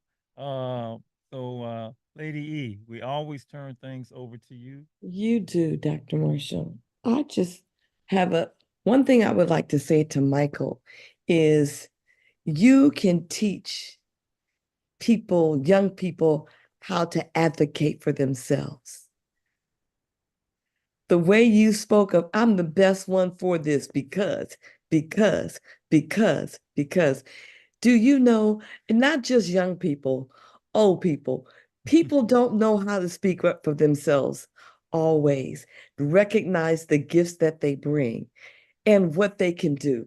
And so the way you did that tonight was just remarkable to me. I really appreciated that. And I tell you what, I know some kids who could take a lesson from you. And then for everybody, a question that came up for me was, what is the value of having integrity? That's a word that we talk about. But for the young people, let me get myself back in the light. For the young people today, do they really understand and recognize what integrity is? And what is that worth? How does it help me or benefit me? Because see, there are so many other things that I could get a lot faster that's a lot more meaningful than that word integrity. That's something that we need to think about. Did I say we? Yes. What is good about having integrity? And how far is that going to take me? What's it good for? That's a good place to start. Now, for my closing thoughts. Reparations, inflation. Subjugation, education. Infiltration, gentrification. Politicians and revolutions. But demon time is not a solution. There's no justification for violence, robbing and hurting seniors without any defense. So what about the children? What can help them see? What can turn things around and help them see they need to take responsibility? What from in the house, that's home, to systems outside, money and control, a lack of integrity, manipulation, and lies. All of it needs to change to turn things around, providing the missing links everywhere, and it needs to happen now. It's funny what happens when others know you care. Coming together and working together can be just what's needed everywhere. This is Lady Estelle asking you to consider this. I want to say thank all of you so much. It took it to taking your time out tonight to look seriously at the city of Oakland, and not only to talk about the work you are doing. And you know how it is, we're all in this together. So this is just, we join now. So, I mean, some of you I knew about, I've known about here at YDC forever because, my buddy is, who. So let's keep it rolling. I got some ideas, or I'll be in touch, and, call me anytime. Y'all, man, but thank you so much. And let's get the town the way it's supposed to be. Let's make the town the way it's supposed to be. Thank you so much. Good night, everybody. Asha, thank you. Good night.